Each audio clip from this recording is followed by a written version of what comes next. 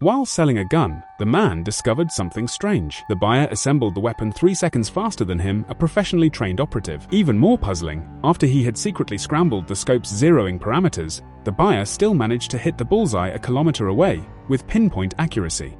This reminded him of the retirement request he'd just submitted to the organization a few days ago, followed by this suddenly arranged transaction.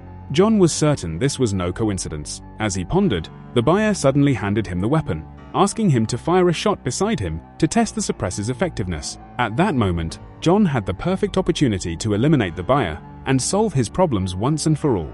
But a more perfect plan was already brewing in his mind. The buyer was extremely satisfied with the weapon's performance. Just as they were about to complete the transaction, John suddenly mentioned that some of the gun's components needed improvement. Though the request was somewhat abrupt, the buyer didn't grow suspicious, but gave John only 3 days. After leaving the meeting point, John deliberately kicked his car's front bumper until it broke, then forcefully pried it open. He then drove to an auto repair shop. While the owner was absorbed in fixing the car, John quietly collected various usable parts for his upcoming plan. Once home, he immediately began dismantling the stolen components. He placed metal washers on his workbench, hammering them repeatedly until they took the ideal shape. From these seemingly useless scraps, he would meticulously craft an identical weapon. Next, he precisely cut the stolen steel pipe into 12 segments, assembling them layer by layer with the processed washers. Finally, he fitted a custom casing and a perfect replica suppressor was born. To complement this suppressor, he specifically purchased a second-hand firearm from the black market. After completely disassembling and reassembling it, the gun appeared no different from an ordinary weapon on the surface. In reality, however, he had made subtle adjustments to every component. Now came the crucial step. John used a file to flatten the bullet heads, drilled a small hole in each, then carefully injected a few drops of mercury. These special bullets would be lethal within seconds, due to mercury poisoning, even if they didn't hit vital organs.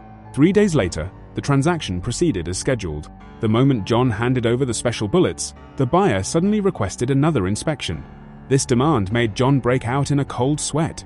He noticed the restaurant waiters had all hurried into the kitchen. The entire restaurant suddenly became deserted, as if he'd fallen into a carefully laid trap.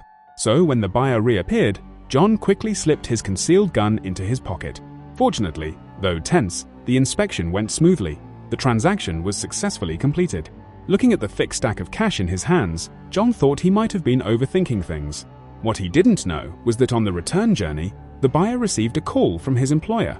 The buyer told the employer he hadn't found a suitable opportunity to kill John.